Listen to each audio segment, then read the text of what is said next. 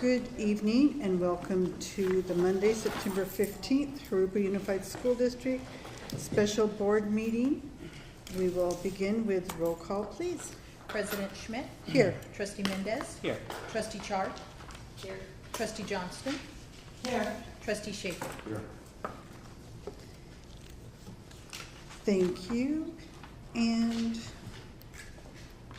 Mrs. Johnston, would you do the flag salute for us, please? All right. Your right hand over your heart and ready, begin. I pledge allegiance to the flag of the United States of America and to the republic for which it stands, one nation, under God, indivisible, with liberty and justice for all.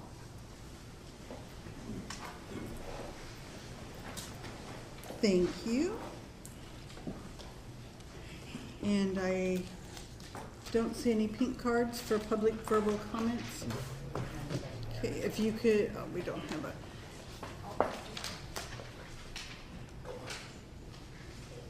Thank you, Mrs. Russell.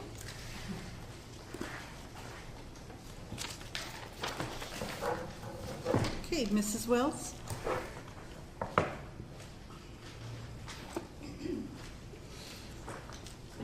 Good evening. My son actually set the tone. He said, if you're going to be fighting for me, don't be a bully. So I said, okay, I won't be bullied. I was actually really pleased. Mr. Dabrowski, hi. Hello. Had a good conversation with you today, and it gave me some hope that you will be reviewing the program from my understanding. And you know, what I found is the functional skills program is, you know, it's been in place for years and years and years, and maybe hasn't been challenged the way it has recently. And with autism and special needs, we're always finding out new information on how our kids thrive, grow, develop. So kind of the functional skills program, to me, seems like something we have to almost always review and not just settle and say, this is what it is, because it might need some updates. So I'm really here because I wanted to really press for, you know, some timelines. For me, it's a pretty desperate situation because this is the last stop, the last bus stop for my child. Now he's in high school. After high school, there's not like high school part 2. This is it. So, you know, I really want that emphasis strongly on communication, academics, reading and writing, because those are the skills he's going to need to even be able to even think of looking into a job in the future. And so that's what's really important, and I just really wanted to stress that and hope that we're not looking at a year from now. I don't even want to go like towards springtime, but I mean, are we talking 6 weeks, 8 weeks, 12 weeks? I really want a timeline.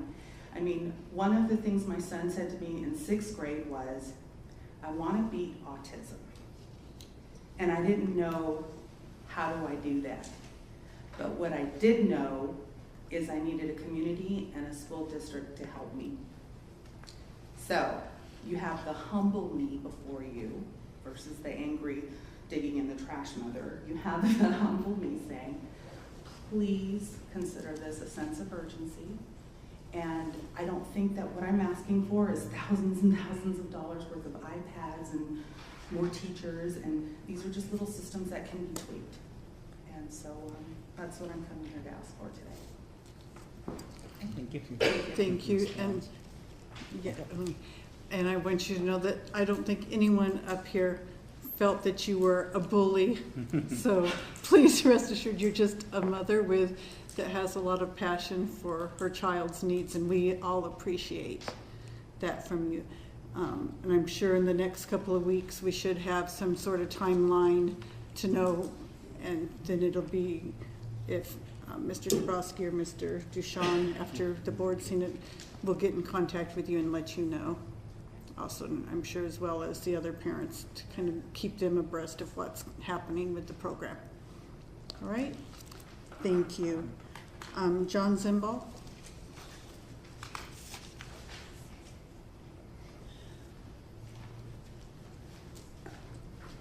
Good evening, one and all. Good evening.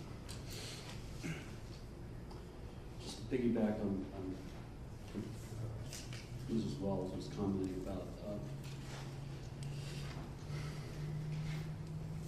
There's a man with autism running a company. It's a good thing that Bill Gates didn't attend high school in the Aruba School District, because he would have been handed gloves and a picker and told to go recycle so he can learn a lifestyle skill. Until you find out by asking the parents or letting special needs children ask them what they're passionate about, how do we know their potential? It's something I'd like to look into. Also, we've had great strides with our daughter with option.org. You can look it up, you Google it, you'll find it. And there's some things out there that we need to help encourage our special needs children to hone their skills. My daughter sang at Villegas Middle School for 4 years. It's a pretty tough act to follow since it's only a 3-year school. And again, we have to, she's also an artist, and she loves learning languages, at least the basics. And like I said, we need to find out what they're excited about and what they can offer. Thank you very much. Thank you. Seeing. Okay, that's fine. All right, next we will move on to item A, consider the actual revenue and expenditures for the 2013-2014 school year. Mrs. Ford. In June, we brought the 2014-15 adopted budget for your approval. At that time, the 2013-14 revenue and expenditures were estimated. Now that we've closed the books for 2013-14, the actual revenues and expenditures have been finalized and are being presented for your approval this evening. The majority of the revenue adjustments is due to prior restricted funds becoming unrestricted under the new local control funding formula. And under LCFF, unrestricted revenues increased by $4.2 million, while our restricted revenues decreased by $3.9 million. Unrestricted expenditures were $2.6 million less than estimated due to a reduction in hourly, primarily salaries and benefit costs, but that was primarily in hourly, and a decrease in spending on supplies, services, and utilities. And then restricted expenditures decreased by approximately $250,000, and those will carry over. A list of the unrestricted and restricted items that result in an increase of $3.2 million to the district's ending balance is listed in the annotation. Okay. And then if we turn to the other, looking at the other funds, there are also differences between the estimated ending balances and the unaudited actual balances. And you have detailed information about the other funds in the supporting documents. So at this time, administration recommends the board certify the 2013-14 actual revenue and expenditures, and that the Form 01 report and the other funds, which are included in the supporting documents, be filed with the County Office of Education. Thank you.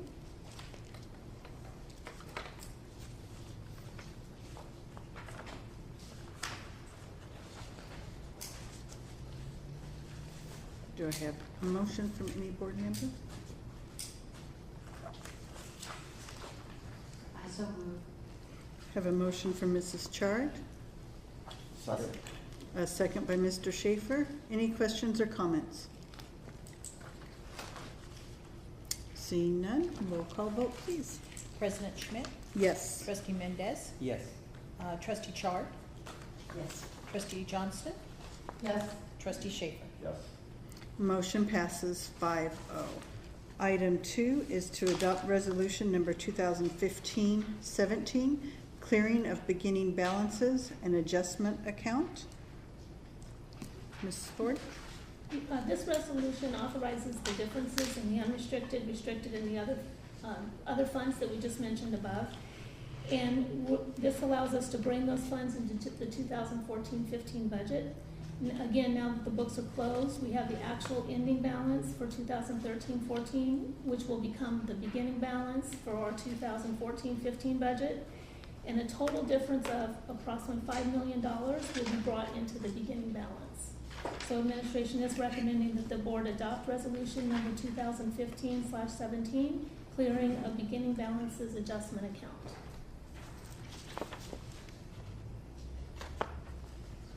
Make a motion to approve resolution number 2015/18. Second. Have a motion by Mr. Mendez, a second by Mrs. Johnston. Questions or comments? Roll call vote, please. President Schmidt? Yes. Trustee Mendez? Yes. Trustee Chard? Yes. Trustee Johnston? Yes. Trustee Schaefer? Yes. Motion passes 5-0. Mr. Mendez? If I may, I was just wondering, how is the beginning balance different from last year's, the 21 million that we have here? Is it? Just curious. From where we started in the beginning. year ago. Beginning balance last Right. year. Our beginning balance is higher, I believe, this year than it was in the beginning of 13-14. I can't tell you exactly how much, I'd have to go back and look at it, but it is a higher beginning balance. It'd be interesting to find out. Thank you. I'll find out for you. Thank you. All right, item B, adopt resolution number 2015-18 and authorize the final expenditures of the Education Protection Account, EPA, entitlement for the 2013-2014. Mrs. Ford. As an annual requirement of the Prop 30 tax initiative that was approved by the voters, school districts are required by board approval to determine how the monies received through the Education Protection Account or the EPA account are spent in a public, and they need to do so in a public meeting. Prop 30 language states that the funds may not be used for salaries or other administrative costs, for administrative salaries or other administrative costs. Final 2013-14 EPA funds of $21.1 million have been received, and the 2013-14 EPA funds were spent on classroom teacher or in instructional salaries, so in that 1,000 object codes. So administration recommends the board adopt resolution number 2015/18 to authorize expenditures of the Education Protection Account, the EPA account, entitlement for 2013-14. Thank you. I make a motion that the board adopt resolution number 2015/18 to authorize expenditures of the Education Protection Account, the EPA entitlement for 2013-14. We have a motion by Mrs. Chard. Second? A second by Mr. Mendez. Questions or comments? Roll call vote, please. President Schmidt? Yes. Trustee Mendez? Yes. Trustee Chard? Yes. Trustee Johnston? Yes. Trustee Schaefer? Yes. Motion passes 5-0. Item C, adopt resolution number 2015-19, the appropriations limit to Article 13-B of the California State Constitution, the GAN limit. Mrs. Ford. In 1979, I'm going to go all the way back to the, no, I'll make this quicker. California voters enacted Proposition 4, referred to as the GAN limit, that required all public agencies to compute an annual appropriations limit based on a formula provided by the state. The limit changes each year, and it's calculated using the district's reported ADA, or average daily attendance, and a statewide factor. This time last year, the board approved the calculation based on estimated revenue and pupil attendance. Now that we have actual revenue and pupil attendance, we're required to submit a recalculation for 2014, and then also to submit a calculation for 2014-15 based on the budget projections. It's important to note that these limits do not impact the amount of money that the district may spend. The 2013-14 appropriations limit was recalculated from the estimated $114.1 million to the actual limit of $116.2 million. For 2014-15, the estimated appropriations limit is $115.4 million. A copy of the resolution and along with the calculations are included in your supporting documents. So at this time, administration recommends the board adopt resolution number 2015/19, appropriations limit to Article 13-B of the California State Constitution, the GAN limit. Make a Thank motion you. to adopt resolution 2015/19. Have a motion by Mr. Schaefer, Second? a second by Mr. Mendez. Any questions or comments? Roll call vote, please. President Schmidt? Yes. Trustee Mendez? Yes. Trustee Chard? Yes. Trustee Johnston? Yes. Trustee Schaefer? Yes. Motion passes 5-0. Item D, consider the 2014-2015 financial planning matters. Mrs. Ford.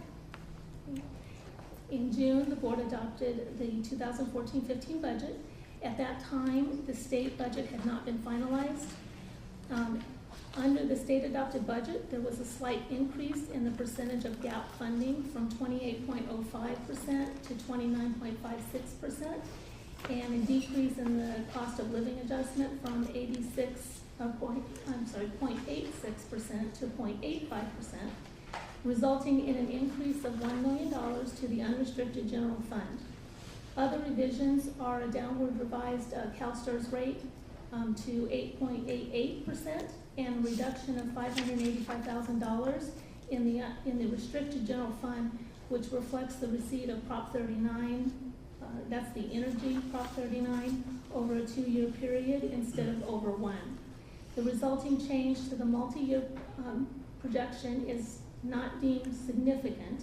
However, it is reflective of the most current revenue and expenditure estimates, which is why we wanted to bring it to you. Administration recommends the board approve revision of revenue and expenditures for the 2014-15 multi-year projection.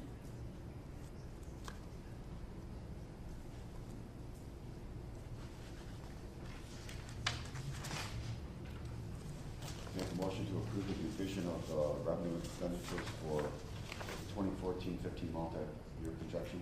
Second. Have a motion by Mr. Schaefer, a second by Mrs. Johnston. Any questions or comments? Roll call vote, please. President Schmidt? Yes. Trustee Mendez? Yes. Trustee Char? Yes. Trustee Johnston? Yes. Trustee Schaefer? Yes. Motion passes 5-0. Mrs. Schmidt, Yes. may I make a comment to Yes. draw the board's attention to? If you look at section B, page 2, kind of in the detail is some very critical information. Mrs. Ford talked about the actual funding of the gap at 29.56% for 14-15. And we know that to be true because it is this year. If you look at 15-16, we've estimated the gap at 7.8%, which is a very conservative number. Yes. We're hearing it could be as high as maybe even 18%. The out year is anybody's guess. It's based on the state budget. So we take those numbers, but I want to also point out something else. On page D, page 3, you'll note that the required reserve is the very bottom line. And so you'll see it's 3% of the budget, which is $5.53 million for 14-15, $5.4 million for 15-16, and $5.5 million for 16-17. To back that, because the LCFF is based on the difference between where we're funded and the 2021 target, plus COLA, it ends up being,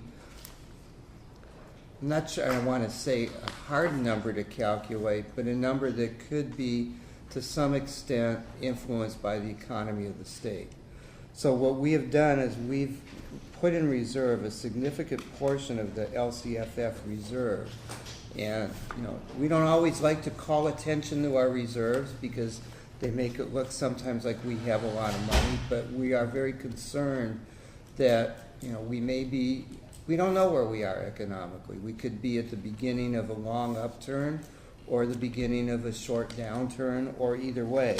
So that we've taken a significant portion of the gap funding, held that in reserve in the out years.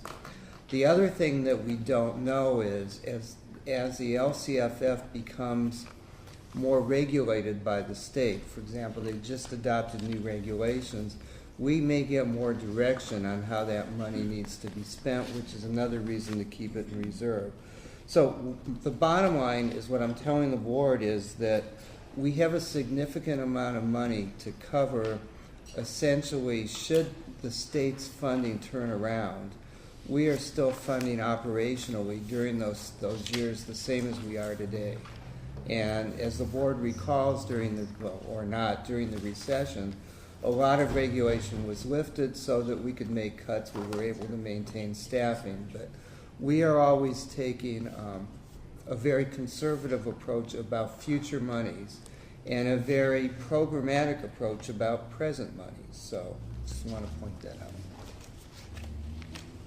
In addition to that, I believe that we're, at some point, Prop 30 monies are going to be gone, and so we're not certain what the future will hold beyond that. And that would be another major reason to be conservative about the future. I think it's a wise thing for us to do. Thank you.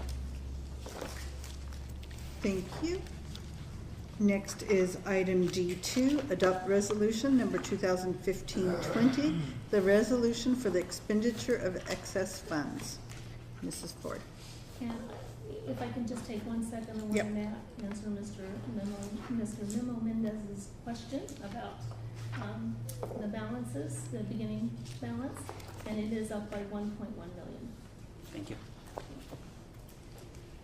Okay, so the next step in the process is in order to adjust the budget for the items mentioned, the board needs to adopt a resolution that authorizes the adjustment of the increase of $416,716 to the general fund. So administration does recommend that the board adopt resolution number 2015/20, resolution for the expenditure of excess funds. Make a motion to adopt resolution number 2015/20,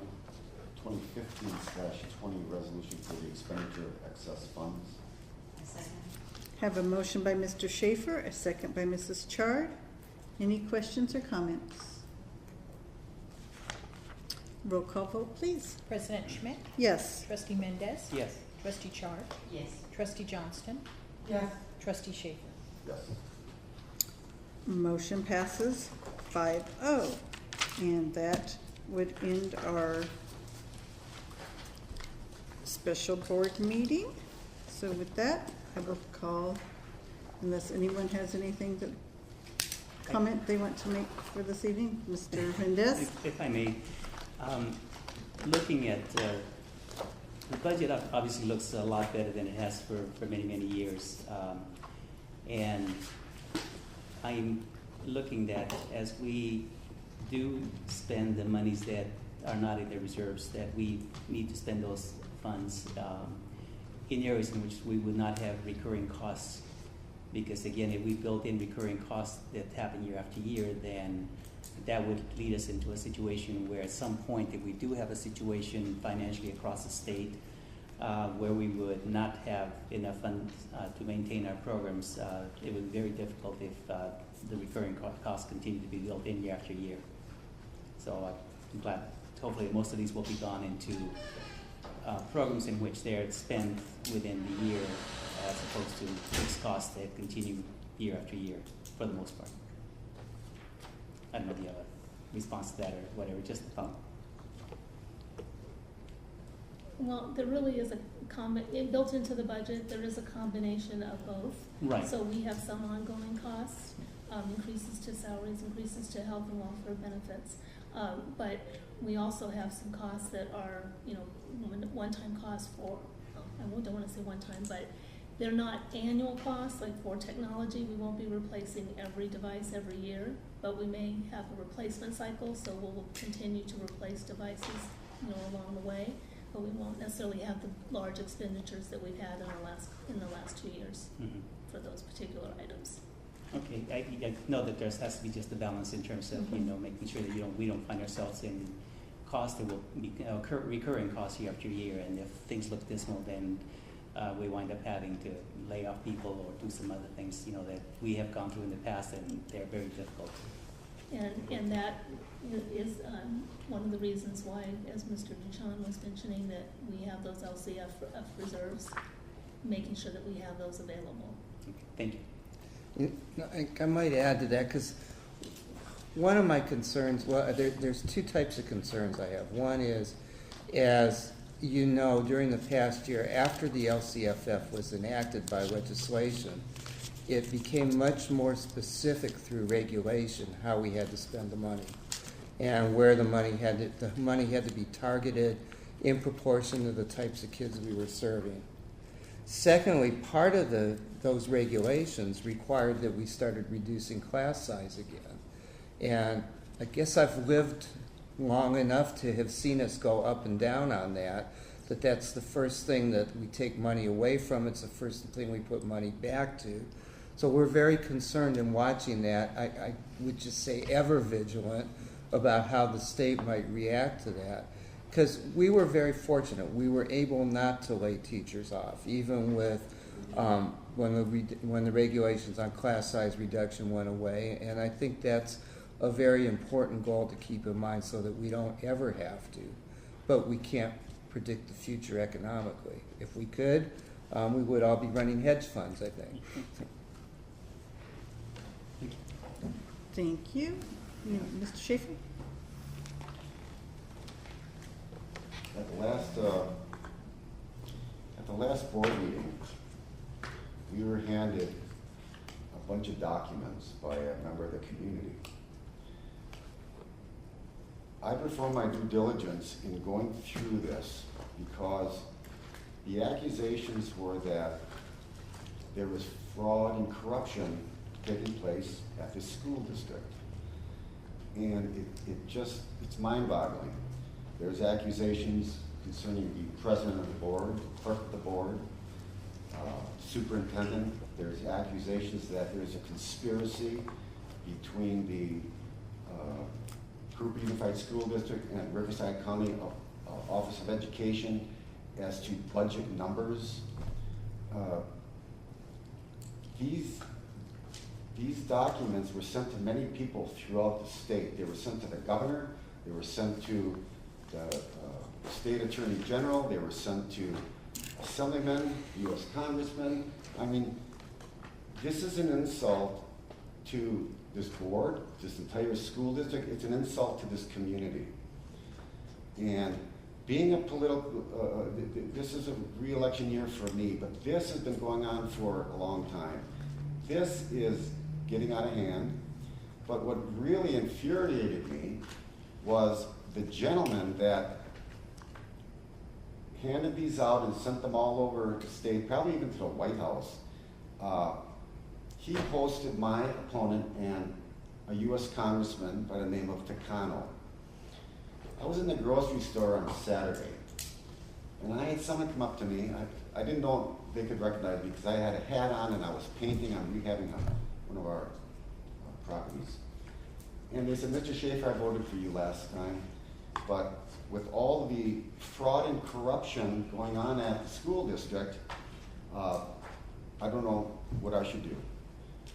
I talked to this lady for 45 minutes, and it's unfortunate that irresponsible comments, deceitful comments, offensive comments like this are out there. I don't know if it's because it's a political year, but this man hosted my opponent and a U.S. congressman. Now, I'm not asking my opponent for an apology, but I'm not asking Mr. Takano for an apology. I'm demanding an apology that he should be aware, maybe he is aware, of the message that is being sent out under his direction, or not under his direction, but under his umbrella by associates, volunteers, or whoever, because I heard about this 3 times over the weekend, and I got a call this morning about the fraud and corruption. As far as fraud and corruption, in these documents it states that numbers were not given to our COE. The Riverside County Office of Education certifies these numbers. Mr. Young signs the certification. I don't think he would put his name on something that he did not believe was true. They go through these numbers, they scrub these numbers, they make sure that these numbers are correct. And for the community, for this type of information to be starting to, like a slow fog, permeate the community, that is just unfortunate. It is truly unfortunate. It's an insult, it's offensive to everyone in this school district, from this board all the way on down. And we are ultimately responsible whether or not there is fraud and corruption in this school district. So I'm asking Mr. Duchamp, please contact Mr. Takano. I'm afraid I would have a few too many, some words would slip. Please ask for an apology. This staff, this entire school district does not deserve that. And again, I perform my due diligence. I know a number of other members up here have. I haven't talked to them because I thought we had a closed meeting. But I know a couple others have done their due diligence in here. There is no proof of fraud or corruption. And I would just hope that we have a clean campaign. Let's get rid of this because it's not fair to this community. It's not fair to our kids, students, the parents, the teachers, anyone in this community. Consequences of fraudulently certifying any budget are enormous. And I don't think anyone would be doing that because they know what the consequences are. Thank you. Mrs. Johnston, do you have anything you want to say? Well, I'm very disheartened to hear this kind of thing going around the district and the community. We have 20,000 students that would be embarrassed or probably feel very insecure if they thought their community had this kind of environment. And I'm sure it's not true. I hope what I've heard is not true. There are a few people in this community who have maintained power over others by being negative. Nobody is successful by continuing to be negative. If you don't have anything to offer but being negative and digging crap on somebody that isn't even true, you need to find something else to do, somewhere else to live. If you don't want to pay taxes to support your school, if you don't want to support these kids and families that have spent their life here, I totally don't agree with that kind of campaign, and I don't think we should smear the kids that we are trying to educate. I don't think it's fair for people to live in a community where you have a few people who want to smear everybody else. It isn't right, it isn't fair, and it should not be done. Mrs. Chard?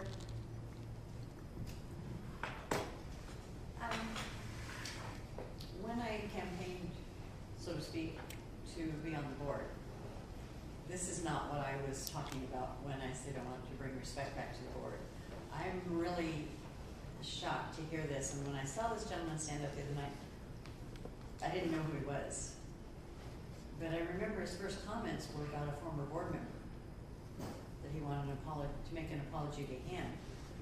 And I'm just wondering if this is something that is stemming from Mr. Rodriguez leaving the board before, and that this has been going on, I mean, I'm wondering if where they got this information was when he was on the board as a board member, because I'm wondering where they got all this. I mean, I haven't seen it, but what you're saying sounds like they got figures and things that had to have come from someone, perhaps that was sitting on the board, or within, I don't know. I'm new to the board, so I don't know how to approach this, or I haven't had anyone say anything to me, but I'm assuming that if you're already having some people, even though you're running right now and are in the public eye, so to speak, for that purpose, I'm wondering if we all eventually, it's all going to come back on each of us. I'm probably not in there because I was not a board member at the time, but we're a team, and it reflects back on me too. So I'm wondering, do we need to have our lawyers look at this and do some checking into this, or is this something that we just kind of sit on and handle ourselves? I don't know. I need someone to tell me because I don't know. It's public documents that people read it. They have their perception of what it says. Most of it is current documents, public documents, finance documents. But when you put it all together, it looks like a real big can of worms. And when you actually go through it, the worms are all dead. Okay. So it's unfortunate, but my thing was that the U.S. congressman should be a little more responsible Where he puts his name. than before he puts his name or associates with what is being said or accused here, and whatever. It's politics, but it's not fair to this staff, to this board, to this entire school. It's not fair to this community to have that type of garbage being spread through the community when it's not true. We all work hard at what we do. We work hard at what we do. We really do. We don't just sit here and, yep, nope, and away we go. We go through these. Sometimes these books are thick. And we go through it. We call staff. They're so polite that they have time for us. And this is just irresponsible. Totally irresponsible. Well, working for the schools and working as principal secretary, I'm familiar with the numbers. I'm familiar with these people that work at the district office. And most of you, as board members, I've known you for a while. So I'm sorry that you have to go through this and that we, as a board, have to respond to something like this. It seems to me we have more important business to attend to than to worry about somebody behind our backs trying to spread rumors. And if the public needs to know, the public needs to come to the board meetings and ask questions, and get some answers from us, not from the people who are doing something like this. Mr. Duchamp. There are a number of venues. I've been in public education, I think 38 years now. This isn't the first nor the last time that a public official has been accused of corruption, mismanagement, malfeasance. You can go down the list. I did assure Mr. Schaefer, because the budget was coming to him tonight, that when we submit this to the county office, it's got your names, our names, Mrs. Ford's and my name on it. And our careers, our credentials, and our livelihoods are dependent upon our honesty. If it were incorrect in any way, other than an accounting error or something like that, if it were purposely incorrect, we could and should be removed immediately from our jobs. I do not believe any of the information warrants an investigation or a review by our attorneys. It's all, as Mr. Schaefer aptly said, Mr. Young certifies this. It's part of his statutory duty under AB 1200 with the county, as the county superintendent, to certify budgets. By the way, I sit on the FIGMAP board that oversees the certification of budgets. I can assure you that I wouldn't show my face at a meeting if we were insolvent, much less illegal or anything like that. We do have a public complaint procedure. Should anyone have a concern about anything fraudulent within the district, there are more than a handful of public agencies and oversight agencies which will look into and investigate any matter of either incompatibility of office, even incongruence, misrepresented donations, anything along the line fiscally. Our budget's scrubbed. And so all I can say is my office is open to any member of the public that would want information. So is Mrs. Ford's. Our books are totally transparent. They have to be. These things are run by computers. If you even, I shouldn't say this, but if you want to look for corruption, you usually look in cash accounts. We've had that happen in this district before, and we've investigated it vigorously, and we would in the future. So to all of our, I was going to say to the best of my knowledge, but it's beyond the best of my knowledge. Under my signature, under my credential, under your board president's signature, under Mrs. Ford's credentials and signature, everything that goes to the county superintendent is validated, verified, audited, and correct. All right. Thank you all for being here tonight, and we will adjourn.